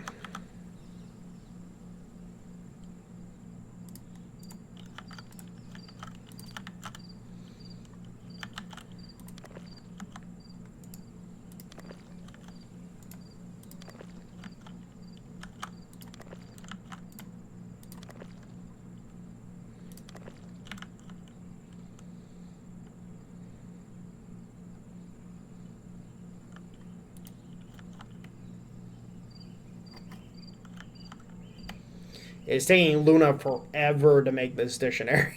Oh wait, she's actually confined to bed. Yeah, okay, she's confined to bed until she gives birth.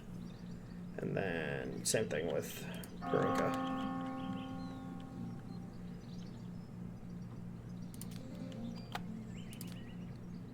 Alright, so we can actually start working on relationships with this guy. Oh my god, why are you not in the city? Oh, you're defending against something.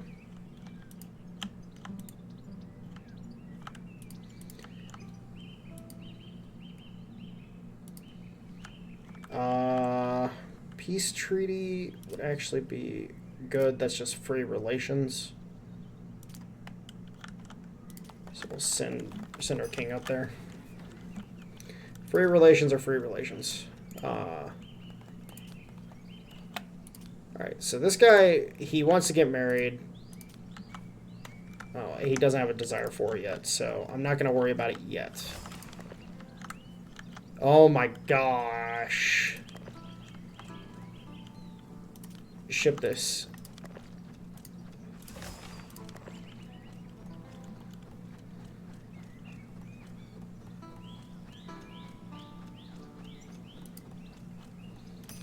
Alright, and then...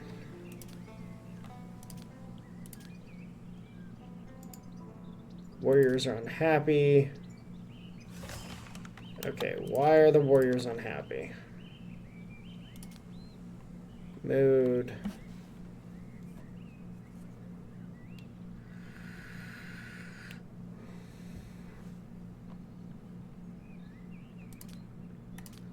Alright, so let's give the warriors a pay bump.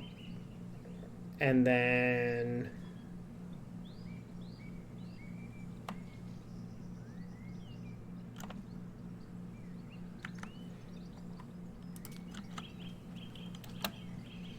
Oh, wait. Is the problem... Okay, so...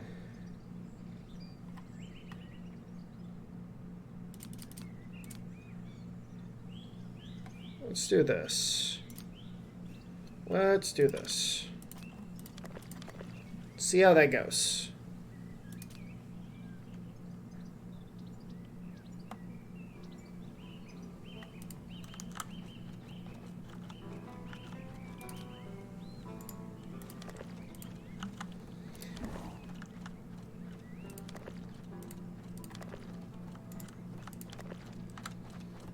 Alright, so the temple is up and running, which is good. Now, this is where you give a sermon of the faith, sermon of doubt. Basically, this is how you balance out the fanatics versus the non-fanatics. So we have 3 fanatics right now, no loyalists. Definitely need to improve that situation.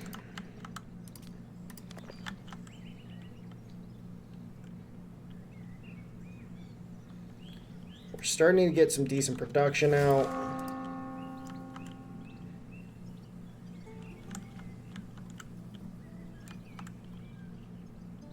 But we definitely need...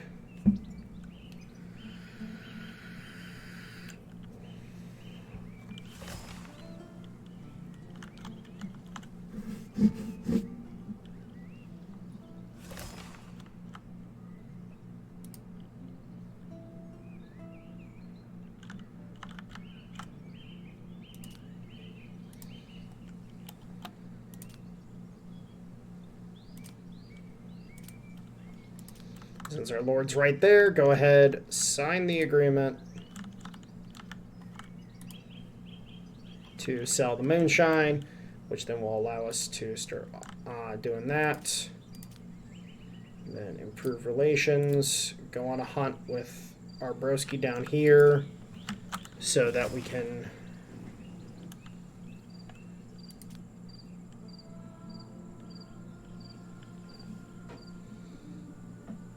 Oh, our boyo is radically religious. Oh, how did that happen? What? I don't understand. How did that happen? All right, so we got some more trade lanes opened up. We're probably going to need to upgrade this brewery as soon as possible as well. We definitely need this to finish.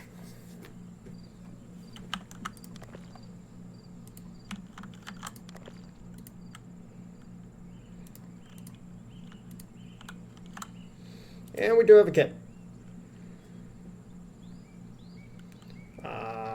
Okay, so this is Luna's child.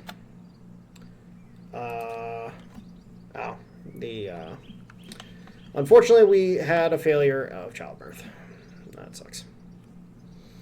Manners, trade, that's good, actually. That's actually really good. Meaning he is going to get trained by our king.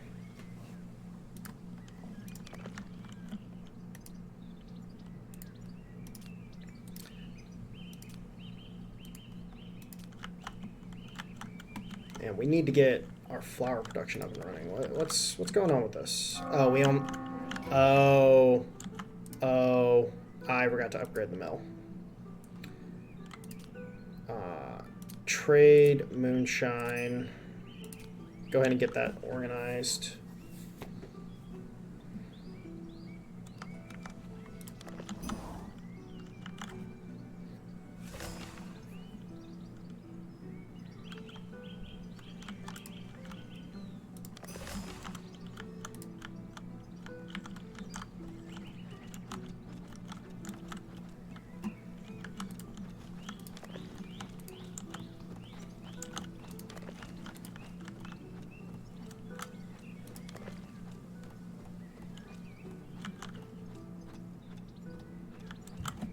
I messed up. Whoopsie.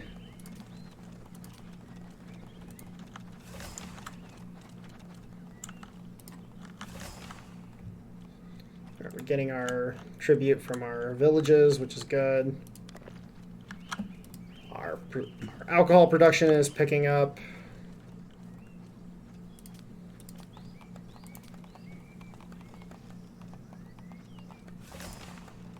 Oh, he wants to go see Zipporod.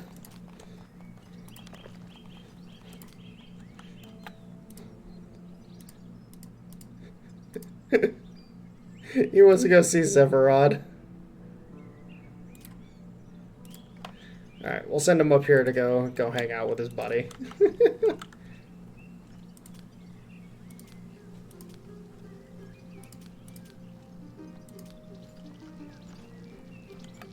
Why are they enemies? Oh, agnostic.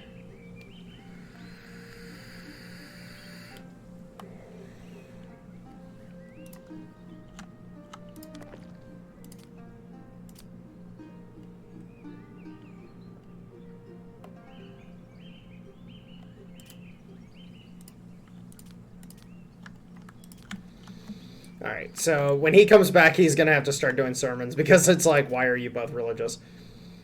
Oh, yes, and education. We'll go ahead and do...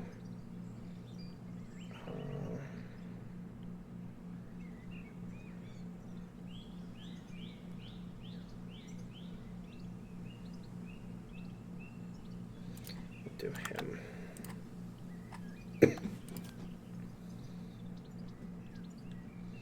Alright, so overall, trade-wise, we're looking pretty good as long as we can keep that up. So we need to make sure to be able to keep it up. Actually, we're going to expand our production of moonshine and beer. We'll keep the ale at 50, but we'll expand the production here.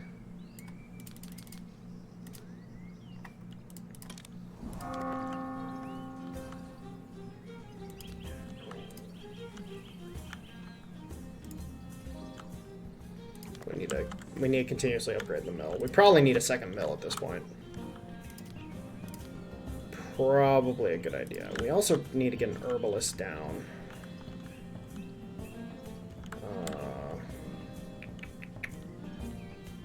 Wait, do we not have any herbs on this map?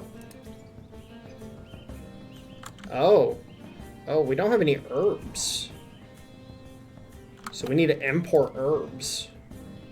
Do we have anywhere to import herbs from? Yes, we do. So we're going to have to...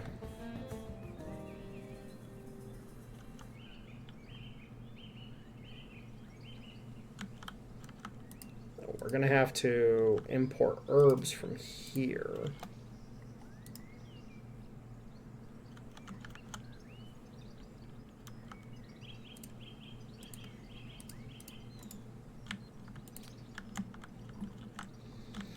So cash-wise, we're definitely having... Oh, are you serious?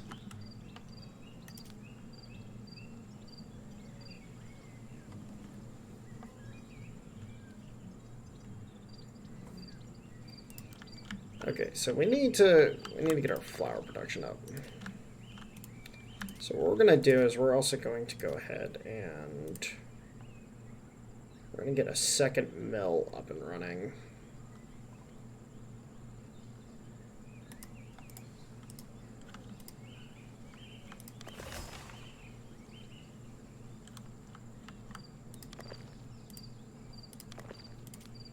Actually, you know what? We'll just place it over here.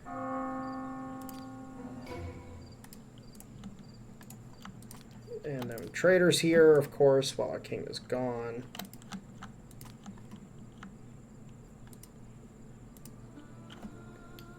Alright, oh, that's a problem.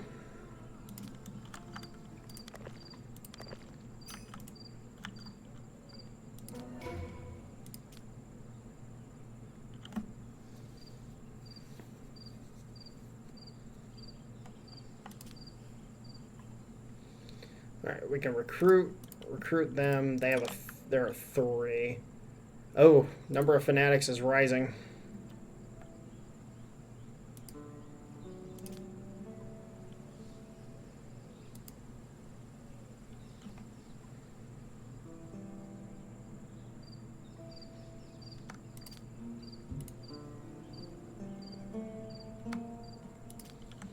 Alright. So we're going to have to, in order to get the ale production up and running, we're going to have to import the herbs. I completely forgot that we didn't get herbs on this one.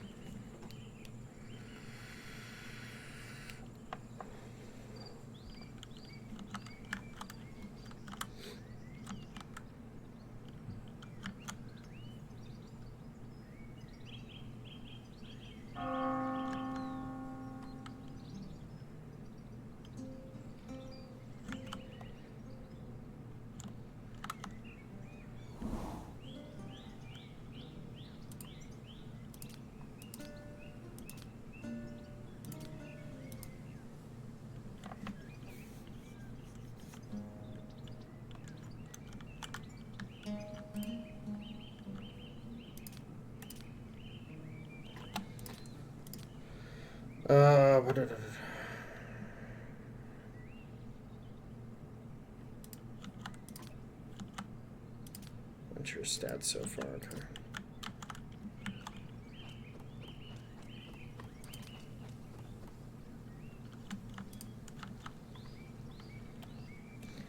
Alright, so we got rid of a couple fanatics. We're just in the, stabilizing stage at this point. That's what we're focused on.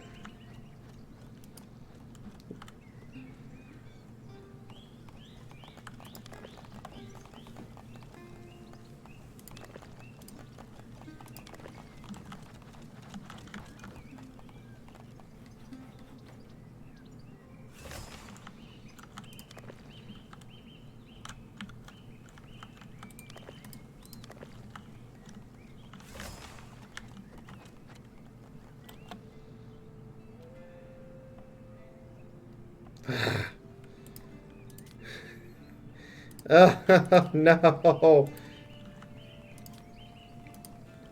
Hope the little bastard dies. God damn it. Why? Your husband was here. Why? you bitch. Alright, Oh, Zivarod is here. Hello, Zivarod. How do you, good sir? Alright.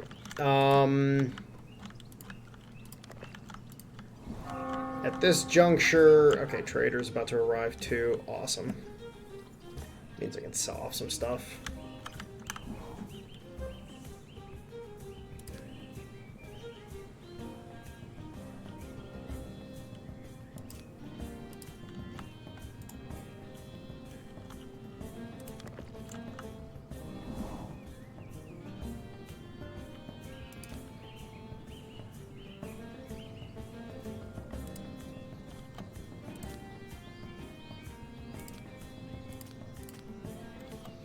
Oh, I actually have to press these buttons.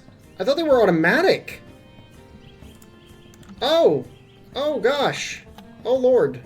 I thought these were automatic buttons. Or it just happened automatically. No wonder. Okay, that explains.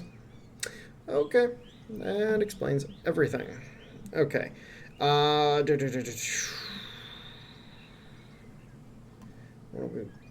Okay, so we can sell 107 rutabaga. So we're literally just, we need to make money. that's all we care about right now. So use the rutabaga to offset, and then we can also use the grain to make the money.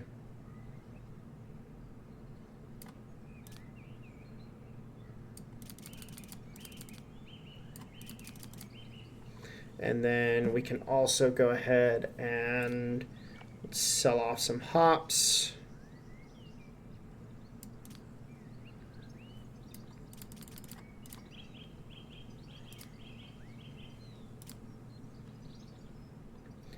And then I think that's about it we can do. Yeah, that's it. Book-wise, what do we got going on? Hop field efficiency. Oh, that's... Ooh.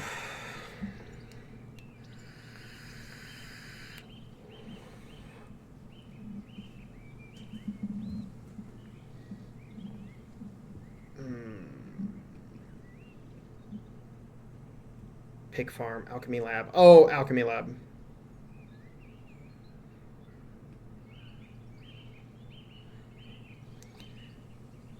That's the mill upgrade. Training ground. Chancellery. Workshop. Fast construction. Okay, we're going to do that.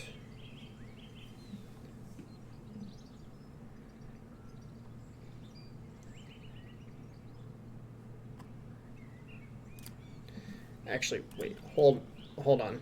Hold on.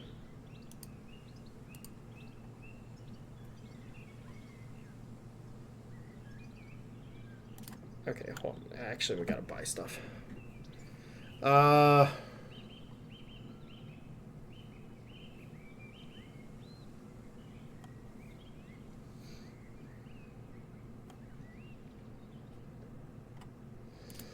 It's a really good one to have.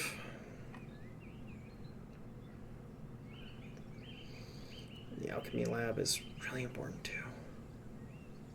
Because alchemy lab is what lets us start making stuff. Oh my lord.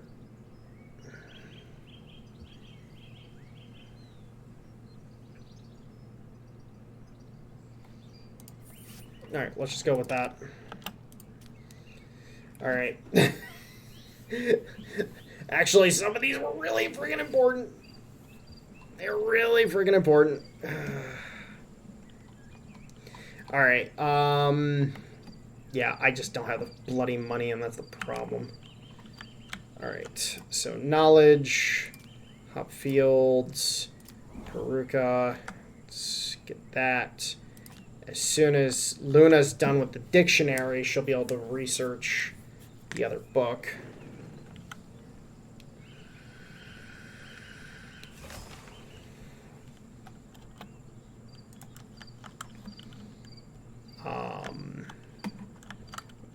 Getting some money in.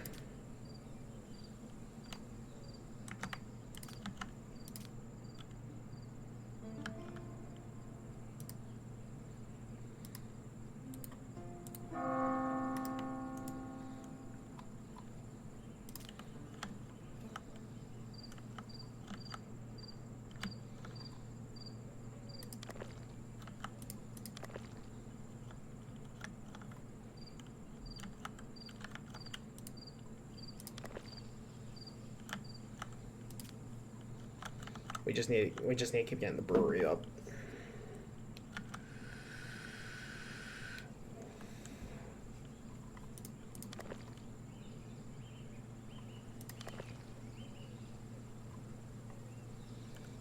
You know what?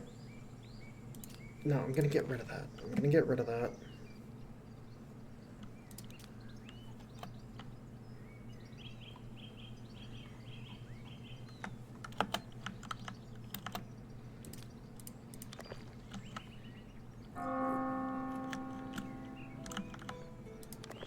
While it's annoying that we're having problems with flour, I'm not going to worry about it.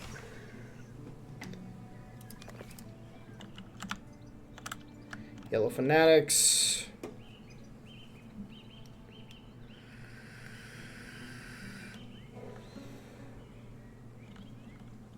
Oh my god. Okay, why are you mad? I can't have you guys mad right now. Okay.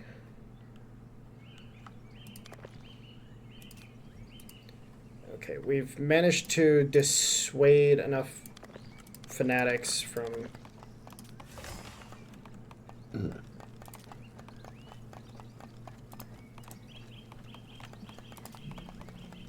becoming a problem. Send this, send this.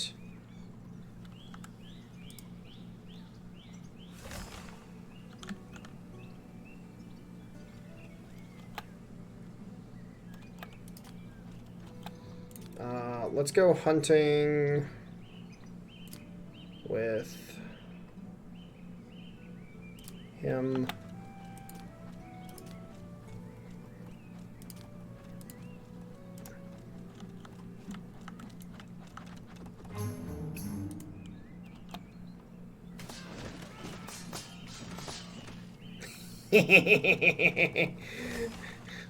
Dun, dun, dun, dun, dun, dun, dun, dun, dun.